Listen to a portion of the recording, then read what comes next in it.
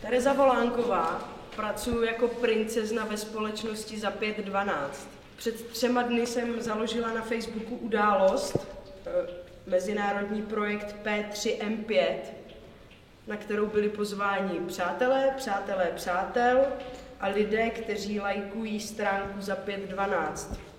Ta událost se začne dít právě teď. To se mi líbí. Hoffman Jan, šéf ve společnosti Na volné noze. V dnešní digitální době si dokážu dokonale regulovat své soukromí, stejně jako v každé jiné době. Akorát k tomu používám jiné prostředky. Vašek Marholt, mám 650 přátel.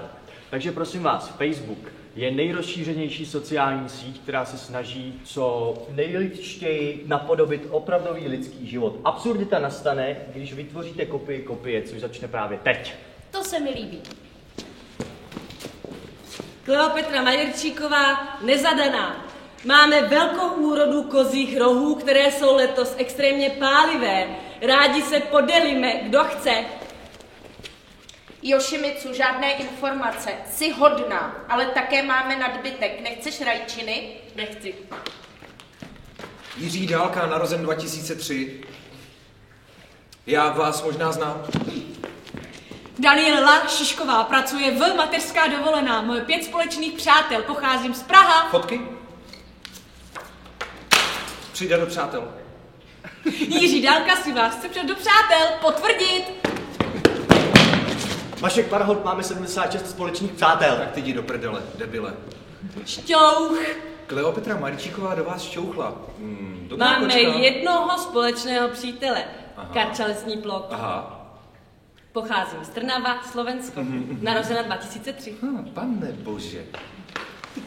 Pavlína Ksuksa Fuk Balner v manželství s Michej Jamman Balner Fuk cestuje z Praha do Zurich.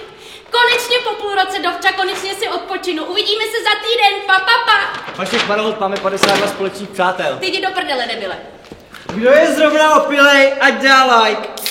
Toto se líbí Bořek, Joura a 19 dalších? Nejlepčejší dovča ever, díky všem, hele! Wow, sdílím! Tak, teď si pošmáknu. Hashtag nejlepší bunča ever. Hashtag to mě poser. Hashtag nejlepší oběd. Hashtag hůlky. Hashtag srirača. Hashtag pražská tržnice. To se mi líbí, kde to mají. V tržnici. Hashtag pražská tržnice. Hej, ty jsi tam šla beze mě? Takový to, když se vrátíš do stěj a zjistíš, že ti vykradli byt. Hashtag back to reality. Hashtag nenávidím Praha. Hashtag kdo prodá postel. Pavlínko, měla by si vědět, že lidé umějí být i zlí. Ale nezapomeň, všechno zlé je pro něco dobré. Myslím na tebe muck. Joši, díky hrozně moc. Prosím tě, nemáš náhodou ještě tu matraci navíc? Nemám. Takže prosím vás, něco chodí z mého FC. Vůbec nevím, co to je, může to být spam nebo věda, tomu vůbec nerozumím. Každopádně se omlouvám, pokud to někomu bude činit problém. Nase první Slovícko a je to mama! Toto se líbí Filip Kaňour a 98 dalších? Naše bylo bav a pak mama. Vašek Marholt, máme 12 společných Jdi do přátel. prdele, debile! Praho, nebylo by možné někde přespat, nejlépe hnojet nebo od pondělka. Od mě na vás nemine. Pájo, mi. To se mi líbí. Halo, je tu někdo online? Toto se líbí uživateli Zablokovat pro uživatele Vašek Marholt. Konečně jsi tady, ty krásný, bílý, studený sněhu. Já chci také. Nemáte? Tak to musíte za námi, na jih. Taky máme. A od středy má začít pršet. Nezažmi radost. Takže prosím vás, příležitostně se mi v kapse zapne smartphone a začne psát nějakou úplně debilní SMS-ku. Skrýt příspěvek.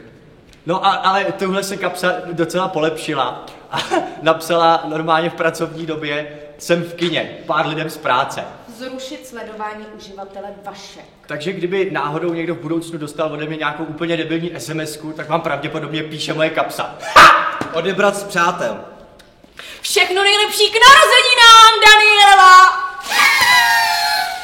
Happy birthday! Všechno nej!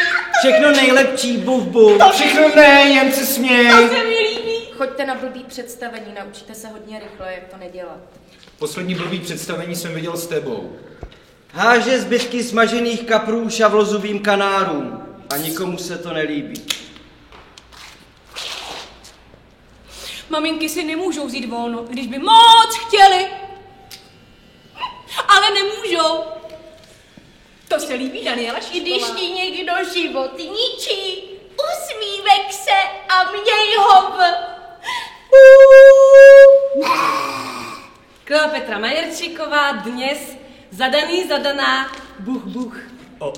Jo, go, co, zprava. Zobrazit překlad? Ale. Ano, s najlepším na světě. Zobrazit překlad? Buch. Vážně?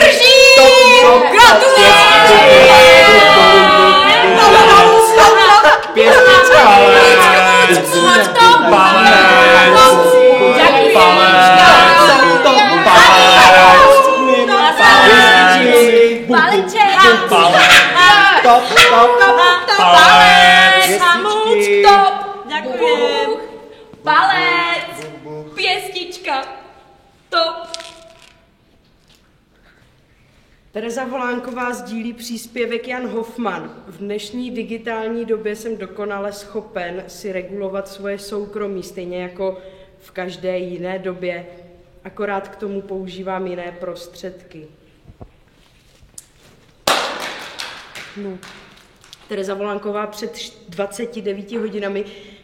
Co byste řekli, kdybych už měsíc kradla vaše příspěvky z Facebooku a udělala z nich divadelní scénář? To se líbí Vanda Primuschál a dalších 55.